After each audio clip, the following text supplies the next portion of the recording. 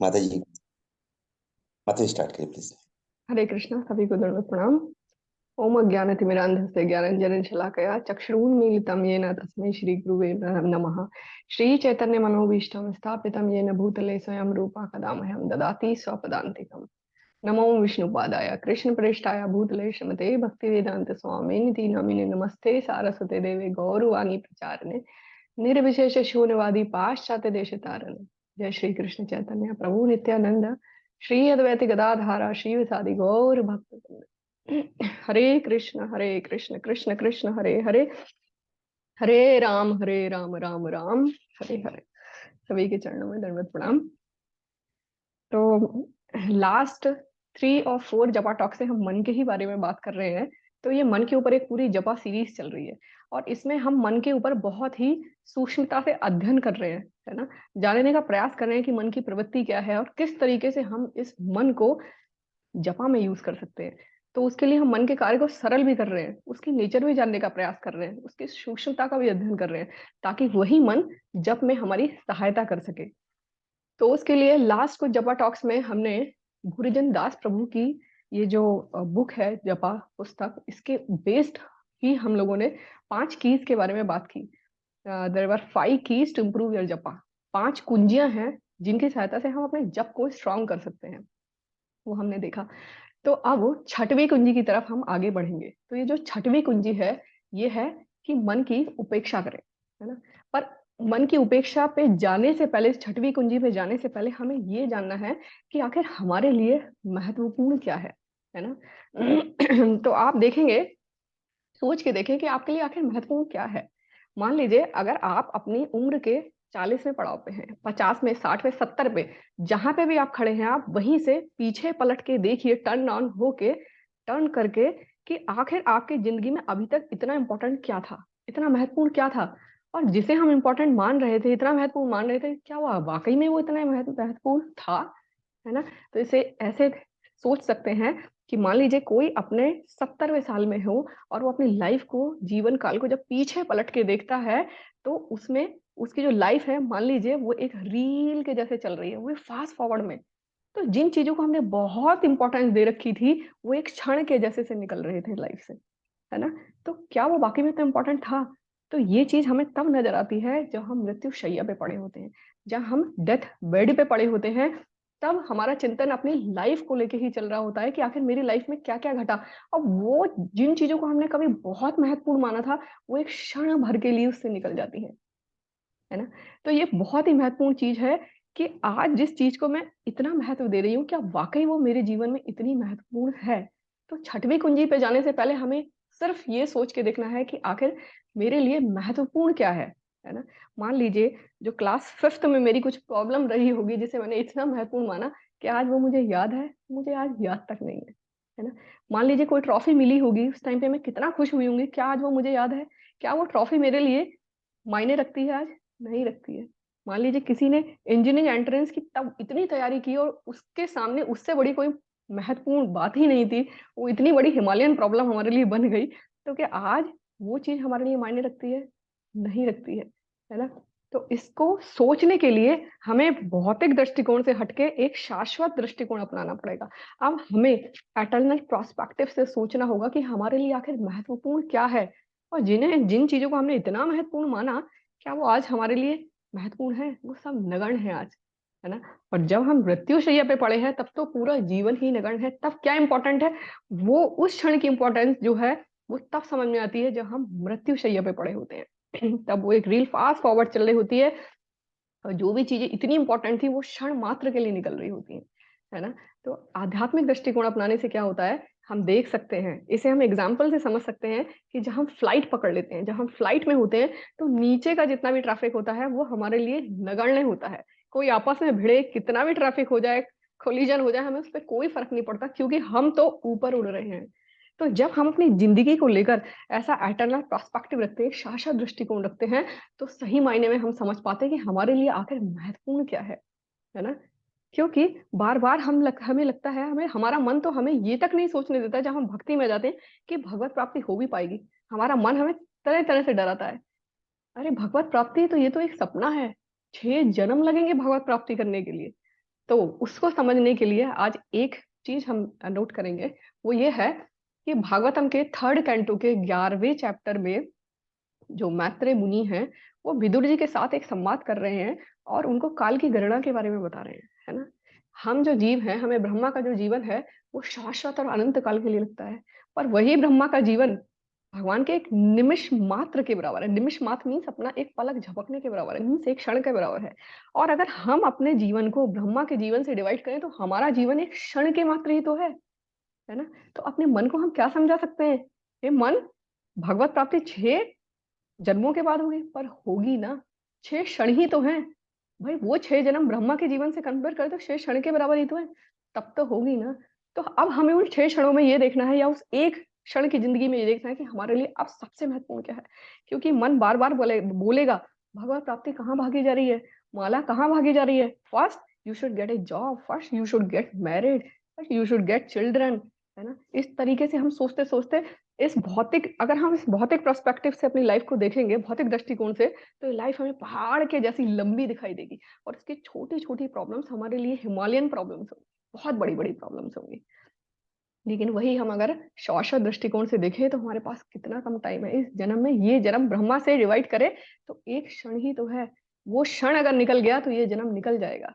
और अगर इस एक जन्म में हम भगवान से दूर हैं तो नेक्स्ट जन्म में भगवान से और दूर हो जाएंगे, क्योंकि तब तो पता भी नहीं होगा कि हम कौन से शरीर में होंगे।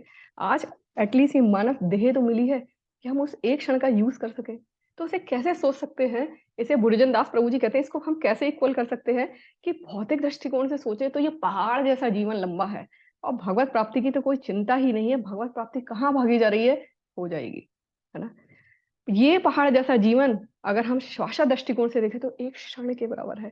तो इस भौतिक जीवन में भी वो क्षण प्राप्त किया जा सकता है। वो कैसे प्राप्त किया जा सकता है, उस एक मन के पे उस एक ही क्षण में हरे कृष्ण महामंत्र का श्रवण करके, अपनी आत्मा को हरे कृष्ण महामंत्र का आलिंगन करके, है ना, अपनी आत्मा को वो जो भगवान का होली नेम का जो स्वीट नेक्टर है उसमें डुबो के वो एक क्षण अभी प्राप्त किया जा सकता है इसी भौतिक जीवन में।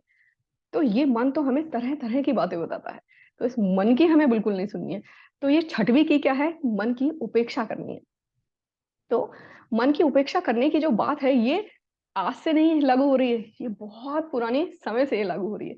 सुखदेव जी महाराज भागवतम में क्या बताते हैं कि एक योगी का अपने मन पे बहुत ही संयम होना चाहिए और एक योगी को अपने मन के ऊपर उपेक्षा करना भी आना चाहिए। अगर ऐसा नहीं होगा तो ये जो मन है ये काम क्रोध लोभ मोह जैसे शत्रु को आश्रय देगा और ये जितने भी शत्रु हैं ये मिलके उस योगी की हत्या कर देंगे। तो भागवतम में ऐसे बहुत ही प्रसंग आते हैं। सौवरी मुनि का प्रसंग आता है, इतने बड़े तपस्वी, हाँ, जो कि पानी के अंदर, जो कि जल के भीतर अपनी श्वास रोक के जो कि क्या कर रहे हैं, तपश्चर्या कर रहे हैं। दो मछलियों के युगल संयोग को देख के वो अपने जो परम पद है उससे वो गिर सकते हैं, उससे उनका पतन हो सकता है। तो हम क्या है, और विश्वामित्र रियली पायल की छन छन किसी की तपस्या को नष्ट कर सकती है। तो वो जो लीलाएं हुई हैं वो वास्तव में जो हुई है वो हमें सचेत करने के लिए हुई है कि जब इतने बड़े बड़े परम पद पे आसीन योगियों का पतन हो सकता है सिर्फ एक इस मन के कारण, तो हमारी क्या बिसात है, हम क्या हैं। हम तो कुछ नहीं है, हमें तो हर पल इस मन की उपेक्षा ही करनी होगी। उसके लिए मन की उपेक्षा कैसे करनी है, उसके लिए श्रील भक्ति सिद्धांत सरस्वती ठाकुर महाराज एक उपाय बताते हैं और उस उपाय का नाम है जूता एवं झाड़ू उपाय।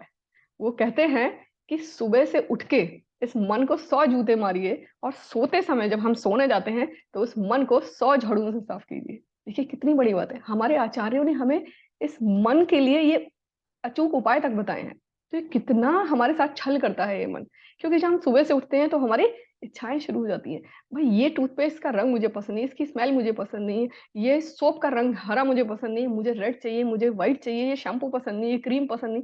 तो सुबह से ये अपनी डिमांड शुरू कर देता है ये मन, है ना। तो उसकी उपेक्षा कैसे करनी है, इस मन में सुबह उठते ही 100 जूते मारने हैं। अपने सर पे नहीं मारने हैं, अपने मन को याद दिलाना है, ये मन चुप बैठो, अब तुम एकदम चुप बैठो। और रात में सोते समय तक ये अपनी डिमांड्स जारी रखता है। कैसे, अगर 2 हस्बैंड वाइफ भी एक रूम में सोते हैं तो किसी को एसी नहीं पसंद है, किसी को पंखा नहीं पसंद है, किसी को खिड़की खुली चाहिए, किसी को विंडो बंद चाहिए। तो इस तरीके से किसी को ये मैट्रेस पे कंफर्टेबल नहीं, ये मुझे दूसरी मैट्रेस चाहिए। तो सोते सोते तक ये मन हमें छलता ही रहता है। तो इस पे सोते समय क्या करना है, 100 झाड़ुओं से इस मन को साफ करना है और बताना है कि वैश्य अपराध से बचना है और व्यर्थ की प्रजल्पा जो हम करते हैं ग्राम्य वार्ता, उससे हमें बचना है। तो ये बहुत ही अचूक उपाय है। और देखना यह है कि वास्तव में हमारा श्वास दृष्टिकोण हमें वहां तक पहुंचाए कि हमें करना क्या है, हमारे लिए महत्वपूर्ण क्या है। भाई अगर हमें पता होगा कि हमारे लिए महत्वपूर्ण क्या है, तभी तो हम इस मन की उपेक्षा भी कर पाएंगे। आप देख लिए आज हम सभी के सभी भौतिक आसक्ति में फंसे हुए हैं। हम ये ब्रांड पहननी है, अब ब्रांड देखो, लिवाइस एक नाम ही तो है। तो हरे कृष्ण, क्यों ना हरे कृष्ण को अपनी एक ब्रांड बना लिया जाए, ये भी तो एक आध्यात्मिक नाम ही है। क्यों ना ये कर लिया जाए, सब कुछ दूसरों को दिखाने के लिए ही मन करता है, कुछ अपने लिए भी किया जाए, कुछ भगवान के लिए भी किया जाए, है ना। तो ये चीज बहुत ही जरूरी है कि शास्त्र दृष्टिकोण हमारे अंदर आए, तभी हम इस मन की उपेक्षा करते हैं। अगर हम ये जान ही नहीं पाएंगे कि हमारे लिए महत्वपूर्ण क्या है, तो हम इस मन की उपेक्षा कभी नहीं कर पाएंगे। हमें वही चीजें अब सबसे महत्वपूर्ण दिखने लगेंगी। जो छोटी छोटी प्रॉब्लम्स थी लाइफ की, वो आज हमें याद तक नहीं है, हमारे लिए इतनी नगण्य है। तो हमें ये बहुत देखना है कि आखिर हमारे लिए इंपॉर्टेंट क्या है। हमारे लिए वो क्षण इंपॉर्टेंट है जिससे, जो क्षण हमें भगवत प्राप्ति करा सकता है, बहुत इंपॉर्टेंट है ना। आप भागवत में भी देखेंगे, जितनी भी कथाएं हैं उसमें वो कहाँ किससे भरी हुई हैं। वो किसी बहुत चक्रवर्ती सम्राट, बहुत उनके सिर्फ नाम मात्र हैं, पर वो भरी हुई किससे हैं भागवत कथाएं?